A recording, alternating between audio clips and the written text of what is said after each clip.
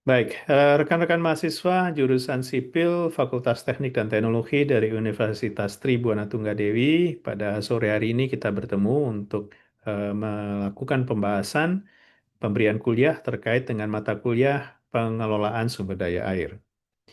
Nah, pokok yang akan kita bahas pada sore hari ini adalah bagaimana kita mengelola air. Jadi pengelolaan air ini sebenarnya sebuah hubungan yang menjelaskan bagaimana air itu dipakai sesuai dengan ketersediaan dan kebutuhan. Nah, untuk itu tentu kita harus memahami dulu prinsip dasar dari kita mengelola air. Pada suatu daerah aliran sungai, sela waktu atau yang dinyatakan dengan notasi AT, ini adalah waktu ya, misalnya antara hari Senin sampai dengan hari Jumat itu ya, itu kita sebut sebagai sela waktu. Yang dinyatakan dengan notasi AT ini dapat dipakai untuk menentukan bagaimana kita mengelola air. Jadi ada persamaan kontinuitas air yang harus dipahami bahwa aliran masuk dikurangi aliran keluar sama dengan perubahan massa air atau perubahan volume air. Untuk satu daerah aliran sungai, pada satu sela waktu yang dinyatakan dengan notasi AT, maka persamaan kontinuitas air dapat dinyatakan bahwa aliran masuk dikurangi aliran keluar sama dengan perubahan volume atau massa air. Jika kerapatan massa dari aliran masuk, aliran keluar, dan volume tampungan adalah sama, artinya sama-sama air itu keluar, masuk, dan berada di dalam daerah aliran sungai tersebut, maka persamaan ini dapat kita nyatakan dengan notasi ini. A1 dikurangi A2 sama dengan delta S. Ini berlaku untuk suatu waktu tertentu yang kita sebut dengan notasinya dengan delta T. A1 adalah aliran masuk ke dalam wilayah dimaksud untuk waktu tertentu. Jadi aliran yang masuk ke dalam das untuk waktu tertentu. A0 adalah aliran yang keluar dari wilayah tersebut untuk waktu tertentu. Sedangkan delta S adalah perubahan volume air dalam sela waktu yang sama. Jadi, volume air yang masuk dikurangi volume air yang keluar sama dengan total air yang tersisa di dalam satu daerah aliran sungai. Persamaan kontinuitas ini menganggap bahwa seluruh air di dalam das tersebut berjumlah tetap menurut waktu tertentu. Dalam perhitungan hidrologi, volume air ini dinyatakan dengan ketebalan rata untuk seluruh luasan das tadi. Jadi, kalau misalnya kita punya das seluas 10 km persegi, maka ini sebenarnya luasnya adalah 10 pangkat 7 meter persegi, dan ketebalan airnya berarti adalah 10 pangkat 7 dibagi 10 kali 10 pangkat 6 sama dengan 1 meter atau sama dengan 100 cm. Jadi intinya adalah bahwa aliran yang masuk sama dengan aliran yang keluar dan ini sama dengan perubahan dari volume atau massa air. Nah, curah hujan, penguapan dan limpasan permukaan pada satu das dapat dinyatakan dengan cara yang sama. Jika dipahami tidak semua bagian dari neraca air dalam satu das dapat diketahui, maka persamaan neraca tersebut untuk waktu T dapat ditulis sebagai berikut. Nah, ini penjabaran dari rumus yang tadi. Rumus yang pertama mengatakan bahwa jumlah air yang masuk dikurangi jumlah air yang keluar sama dengan volume air atau massa air yang tersisa. Maka kita bisa menulis untuk satu daerah aliran das, P dikurangi R dikurangi G dikurangi E dikurangi T sama dengan delta S. P adalah hujan, presipitasi, dikurangi limpasan permukaan, R, dikurangi jumlah air tanah yang mengalir keluar dari das, G, dikurangi penguapan, E, dikurangi transpirasi karena adanya tanaman, T, sama dengan perubahan volume air yang terjadi dalam waktu yang sama, delta S. Jadi total air yang masuk dikurangi semua air yang keluar, baik karena penguapan, limpasan permukaan maupun dia mengalir ke dalam tanah, meresap dan kemudian menjadi aliran tanah, sama dengan total volume air yang tersisa di dalam das tadi. Nah, prinsip ini sebenarnya bisa kita pakai kemudian untuk menghitung hal-hal yang sederhana. Contohnya tadi, soal yang kita berikan di tugas perseorangan. Saya akan tunjukkan soal yang sama dari tugas yang kita berikan, dan kita akan bahas soal tersebut di layar ini. Jadi, kisahnya adalah sebuah danau memiliki elevasi plus 103,2 meter di atas permukaan laut pada awal bulan. Sepanjang bulan tersebut, danau tersebut menerima aliran masuk dari sungai-sungai sebesar 6 meter kubik per detik. Pada saat yang sama, aliran yang keluar dari aliran sungai tersebut, dari danau tersebut adalah 6,5 meter kubik per detik. Jadi yang masuk 6 meter kubik, yang keluar dari danau tadi 6,5 meter kubik. Sepanjang bulan tersebut, danau itu menerima curah hujan sebesar 145 mm dan terjadi penguapan dari danau tersebut sebesar 6,1 cm. Jadi sepanjang bulan itu terjadi hujan tebal 145 mm dan penguapan yang terjadi adalah 6,1 cm. Hitunglah neraca air dari danau ini dan tentukan elevasi air danau pada akhir bulan. Luas permukaan danau dianggap 5.000 hektar dan dianggap tidak ada aliran air tanah yang masuk dan keluar dari danau tadi. Jadi air tanah tidak mempengaruhi danau tadi. Maka kalau kita diminta sekarang menentukan elevasi air danau pada akhir bulan, kita menggunakan rumus yang tadi sudah diberikan. P dikurangi R dikurangi G kurangi E kurangi T sama dengan delta S untuk menyelesaikan masalah. Sederhananya, untuk jangka waktu tertentu yang kita nyatakan dengan delta T, maka neraca air di danau tersebut dapat ditulis sebagai berikut. Aliran masuk dikurangi aliran keluar sama dengan perubahan tampungan.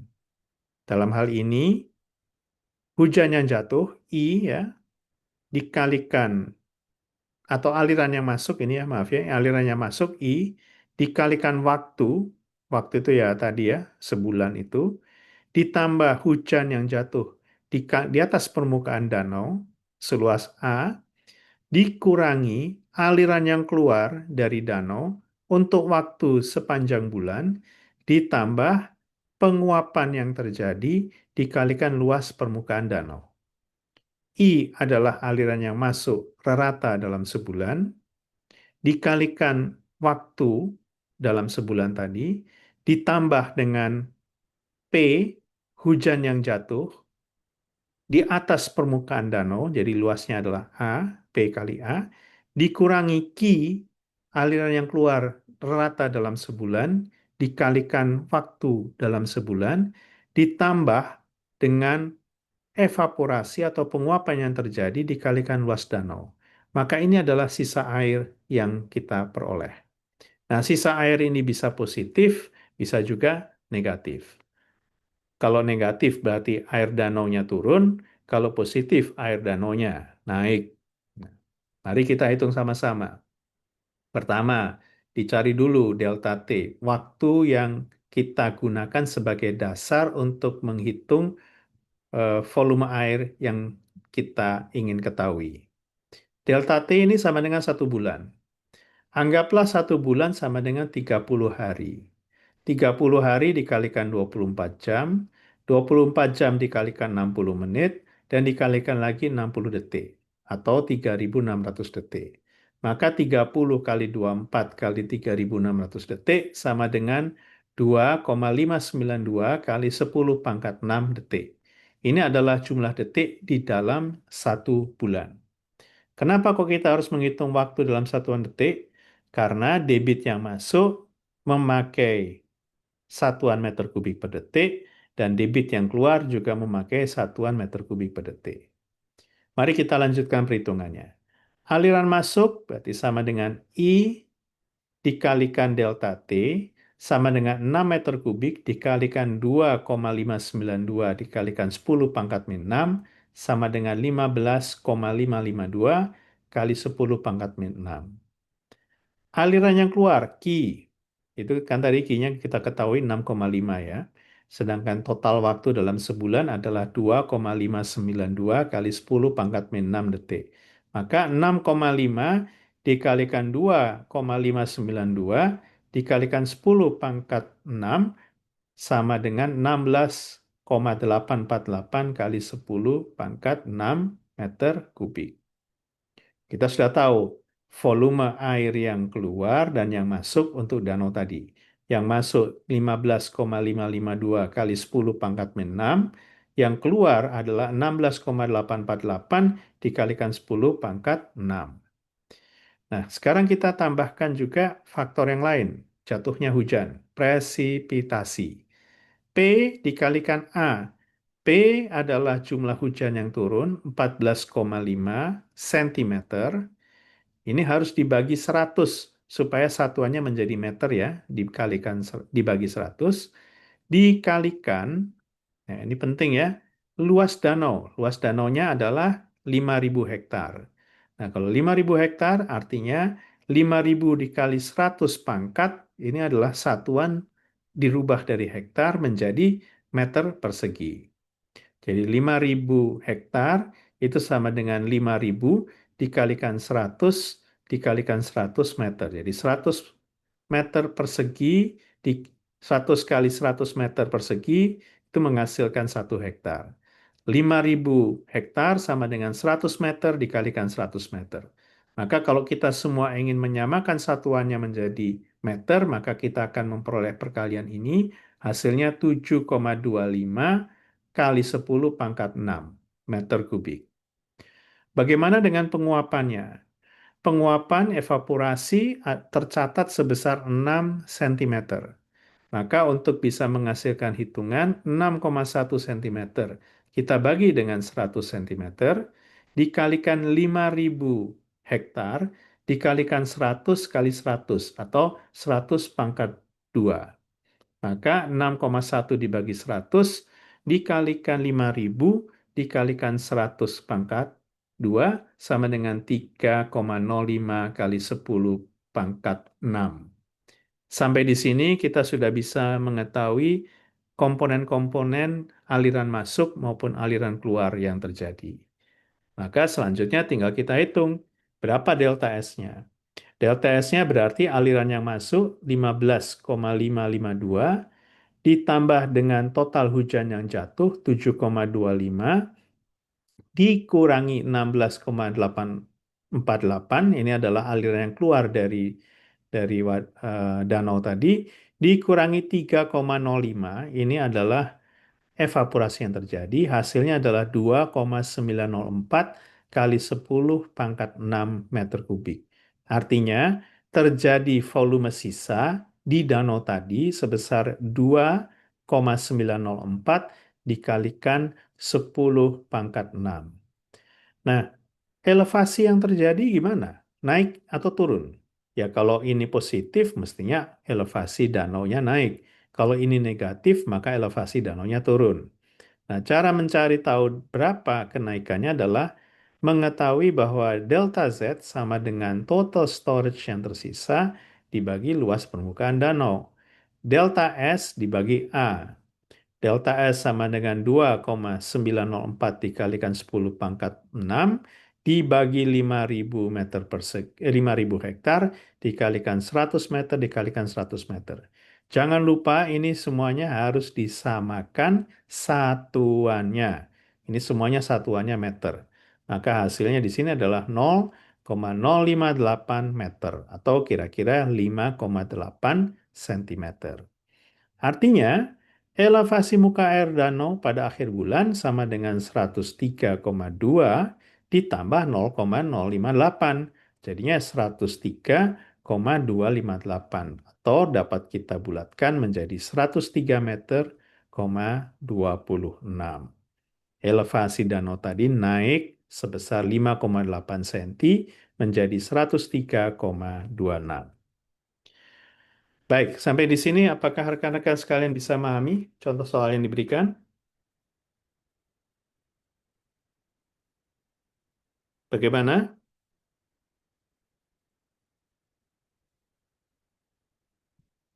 Bisa ya, memahami ya. Nanti dilihat kembali soalnya, dicocokkan dengan contoh yang sudah saya berikan ini. Nah, ini contoh soal yang kedua. Contoh soal yang kedua adalah mirip dengan soal yang pertama. Ini sebuah das yang kecil. Luasnya 150 hektar dan dia mengalami badai atau menerima hujan sebesar 10,5 cm dalam waktu 90 menit. Sungai di das ini lazimnya kering. Namun akibat badai tadi terjadi aliran keluar selama 10 jam. Jadi setelah hujan terjadi, dia mengalami aliran keluar sebesar 2 meter kubik per detik selama kurang lebih 10 jam. Setelah itu sungai tadi kembali kering. Pertanyaannya, berapa aliran yang tidak melimpas? Artinya delta S ya, delta S-nya ini berapa? B, berapa koefisien limpasan permukaan dari das ini? Penyelesaiannya kembali pakai rumus yang tadi. Neraca air dari das tersebut untuk sela waktu delta T adalah P dikurangi R dikurangi G dikurangi E dikurangi T sama dengan delta S. Dalam hal ini delta T, waktu yang berlaku adalah lama terjadinya limpasan permukaan. Ini 10 jam. Ya, 10 jam. Ini cocok ya, 10 jam. Dikalikan berapa? 60 menit, dikalikan lagi 60 detik. Jadi 10 kali 3.600. Hasilnya 36.000 detik. Perhatikan bahwa hujan terjadi selama 90 menit dan selanjutnya untuk 8 jam 30 menit tidak terjadi hujan. Oleh karena kita tahu bahwa pada akhir dari eh, 10 jam tadi, keadaan dari das tadi kering kembali, artinya sungainya tidak lagi mengalirkan limpasan permukaan, maka kita bisa menaruh terlebih dulu pengertian bahwa delta S atau perubahan tampungan yang terjadi dalam das sama dengan nol. Artinya setelah 10 jam kan tidak ada hujan lagi ya, jadi kan nol. Maka tinggal kita cari G dikurangi ditambah E ditambah T. Ini adalah total air yang tidak melimpas karena meresap atau menguap kembali. Berapa air yang meresap atau menguap kembali ini? Jadi karena P adalah jumlah air yang turun, R adalah limpasan permukaan. Ini bisa kita hitung tadi ya, karena tadi kan sudah diketahui ya, selama 2 jam ada 10 selama 10 jam ada 2 meter kubik air yang mengalir. G ini harus kita cari, E harus kita cari, T harus kita cari. Maka kita cari P total air yang masuk dikurangi R atau limpasan permukaan yang terjadi sama dengan G tambah E tambah T. Ini kan dibalik aja ya rumusnya ya. Karena kan dianggap bahwa delta S-nya 0. Berarti kalau delta S-nya 0, P dikurangi R sama dengan G ditambah E ditambah T. P adalah aliran masuk karena hujan, kita sudah tahu ya. Jadi yang terjadi kan tebal hujan yang terjadi ini eh, sama dengan ya kurang lebih 105 10,5 cm dibagi 100 dikalikan dengan luas dasnya tadi 150 hektar dikalikan 100 meter dikalikan 100 meter karena 1 hektar sama dengan 100 kali 100 meter. Jadi 150 hektar sama dengan 100 150 hektar sama dengan 150 dikalikan 100 dikalikan 100 dikalikan ini ya 10,5 cm tebal hujan yang jatuh dibagi 100. 100 ini adalah mengubah sentimeter menjadi meter. Kalau dikalikan benar, maka kita akan menemukan angka yang diperoleh 157.500 meter kubik. 157.500 meter kubik. Nah, P-nya ini sudah ketemu. Sekarang mencari R-nya. R ini dicari dengan menghitung bahwa limpasan permukaan yang terjadi adalah 2 meter kubik per detik. Terjadinya selama 10 jam dan dikalikan 3.600 detik. Maka hasilnya adalah 72.000 meter kubik. Karena P dikurangi R sama dengan G ditambah E tambah T, jadi air yang melimpas, air yang jatuh dari hujan dikurangi air yang melimpas. Kalau tidak ada limpasan permukaan yang keluar setelah 10 jam, maka sama dengan G tambah E tambah T kan?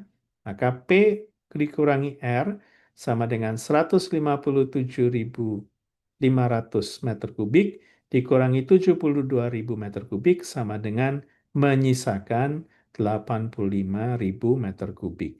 Artinya, yang melimpas 72.000 meter kubik, hujan yang jatuh 157.500 meter kubik, air yang meresap ke dalam tanah atau menguap kembali sebesar 85.000. Berapa koefisien limpasannya? Ya sudah tinggal dibagi. 72.000 ini adalah limpasan permukaan yang terjadi. 157.500 rupiah ini adalah hujan yang jatuh. 72.000 dibagi 157.500 menghasilkan 0,457. Ini adalah koefisien limpasan yang terjadi. Jadi demikian rekan-rekan sekalian, contoh yang bisa saya berikan terkait dengan penguapan air dan nanti ini bisa dipakai untuk mengerjakan ya tugas perseorangan khususnya soal nomor 1. Silakan rekan-rekan pelajari, nanti handout-nya akan saya bagikan di grup secara terpisah.